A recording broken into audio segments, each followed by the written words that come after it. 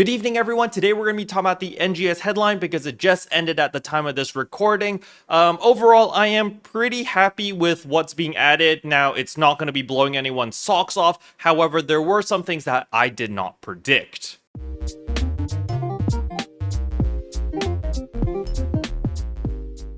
So the very first thing they show off over here is the NGS Summer update. So this is basically stuff coming between now and August. And as we can see here, there is a Realm Awakened Fantasies. So this is pretty nice. They're going to be adding the new anime faces over here, which is pretty cute. They did show off this earlier. There is the new 13-star Crest Weapon series, which I did predict, which is coming out. And of course, there is Darkfalls Vile, the 4-man version. So this is the ultra high difficulty quest, which will actually be dropping those new 13-star weapons, but they're also introducing a brand new field called the Ultra Realm. So the Ultra Realm does look like a brand new exploration zone. I'm not entirely sure whether it's an exploration zone or a combat zone or like a nameless city. We don't exactly know what this new mode is, but you know, they're showcasing it and it's coming out probably in August or in July. Now, another thing that they also show off is the Super Fantasy Festival coming in August, where we actually get 100 free AC scratch pulls, which is pretty nice. And then they're also showcasing a bunch of variety quests over here, which is pretty cool as well. And then it ends there. So they start off the stream with that trailer, just showcasing all of that stuff. Now, thankfully, a lot of the content that they showed in that trailer is actually coming this month. So the very first thing that I want to go over is going to be, of course, the 13-star rarity weapons, as well as the new Darkfalls Vile. So as we can see here, on June 10th is when the high difficulty quest and the Stars Crashed is going to be available. So this is the 4-man version of Darkfalls Vile. These, it's going to be hard. There's a death limit. There's a time limit. It's not going to be easy. This is definitely catered towards the veteran players, the end game players, people who have best in slot gear already. If you're sitting on full LC augments and you're not super geared, just wait for the urgent quest version of this to come out. It will come out about a month later. That's the common trend of things nowadays with NGS. So if you can't do this the moment it comes out because it's too difficult and you keep dying or your team keeps failing, do not worry, just wait a month and then there will be an easier version that will come out. Now, for all of my hardcore players, this is great news for you guys because you're going to be farming the living daylights out of this, because it does have a chance of dropping the 13-star rarity Crest Weapon series, which increases your potency and reduces PP consumption. That's its weapon potential. However, it does go away if you take damage. So you have to be pretty confident in your play, because the moment you take damage, the weapon potential disappears and, well, you lose all that extra potency and you have to wait several moments in order to get that buff back again. So it is a really nice weapon to have. They already stated in the developer letter that this weapon is far superior to our Acosalio as well as the Legend Weapon series. So if you do have a Legend Weapon and you're like, oh, do I really need this Crest Weapon? Yes, it is going to be better than your Legend Weapon by quite a bit. That's how weapon rarities have always worked. The higher the rarity it goes up, the superior it is. So with all of our 12-star rarity weapons, the 13-star rarity weapon is going to blow all of those weapons out of the water. Now, again, these weapons are going to have an incredibly low drop rate, all right? So only for the hardcore grinders, those are the only players that will be getting these weapons at the very beginning. I'm assuming maybe there's going to be like 5 weapons in the first week, right? It's going to be really, really low. Only the crazy people are going to be able to get it. And hopefully they're still going to be sellable. So if you do get it, you can sell it on the player market and make a bajillion meseta. However, I don't know whether it is tradable or not. However, there's a lot of changes coming in much sooner than that. As we can see right here on June 4th, we're actually getting a level cap increase to 105. So yes, max level 200 is pretty much confirmed now. I know the old Phantasy Star games did have a level cap of 200. However, PSO2 had a level cap of 100, so a lot of people are like, oh yeah, we're just gonna get to level 100. However, this pretty much proves it wrong, because we're getting level 105 literally in like a week, which is pretty dang awesome. However, it doesn't end there. As we can see here, our enhancement cap for weapons and armors are going to plus 100. I talked about this many times before. They hinted it in the last NGS headline. We are getting the 8th augment slot as well. However, things that I was not expecting was new armor. We are getting the new 12-star pro grade armor, which has powerful stats, which is plus 7% weapon potency, which is pretty nice. However, you do not need to upgrade to this new armor immediately, because just like all other new armors, there will be an HP variant and a PP variant, alright? So you do not need to immediately jump on these new armors and use your augment transfer passes and transfer all of your endgame augments onto these armors immediately, because if you just wait, probably a month or two later, there will be a different variation of these pro grade armors. So you can just sit and chill if that's your playstyle. However, if you really love to gear chase and you want the best of the best right now, then by all means go ahead. Just be careful with your augment transfer pass vouchers, because remember, those are pretty hard to come by. However, things do not end there, because we are actually getting a new augment, the Ultia Dominas. Remember about all those high dominas I was talking about? I was like, hey guys, maybe we should hold on to all of our high dominas, because they might make a special one where you smash all the dominas together.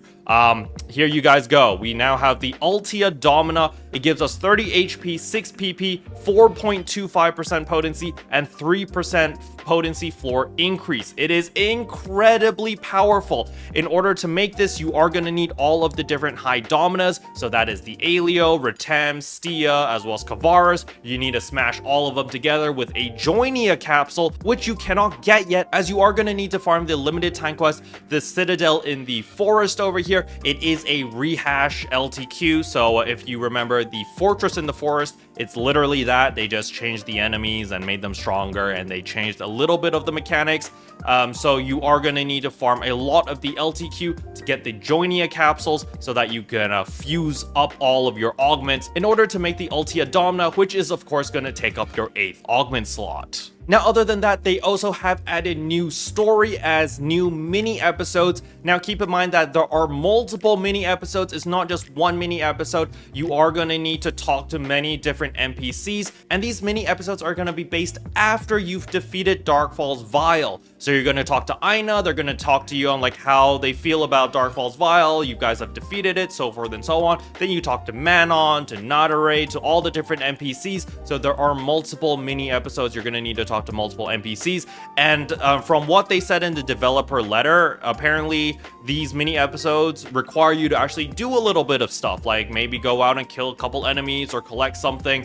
So it's not just like cutscene after cutscene. So I guess that's a little bit more interesting. Now, I am a little bit disappointed here regarding the mini episodes, because I was hoping that I would get a little bit of closure regarding Darkfalls Vile, because, for those who have played the story recently, you know that, hey, we find out that Darkfalls Vile is here through Zevedo, and then suddenly we get the final battle against Darkfalls Vile. And then everything in the middle is just kind of gone. Like, we don't have any context about it.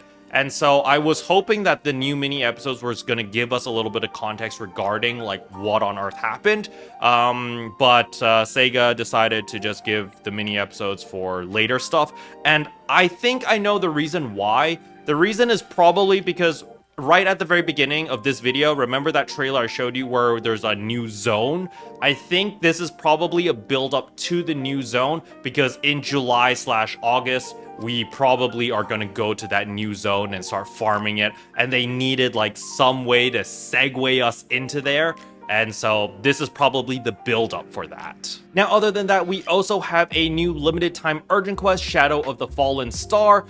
This is pretty interesting because they said that they're adding in story to this UQ, and apparently Faria is going to be leading us through it. This UQ is based in the Retem region, and then Crimson Realm strikes, and then yeah, it's very interesting. I just don't really know how it's going to work, but it's coming relatively soon and on June 4th, so I am definitely pretty excited to try this out. Now, other than that, there is a ton of line strike stuff over here. They're bringing in a bunch of new cards, you know, Phantasy Star characters over here. So it's pretty interesting, I suppose. But as many of you guys know, I'm not the line strike person. I never really liked line strike that much. So if you are interested in this stuff, I could probably recommend you guys check out the other creators, which are a lot more knowledgeable regarding line strike, as I don't know squat about this game. Now, another thing that they're adding is, of course, all the new anime faces. These are the more masculine and cool looking anime faces instead of the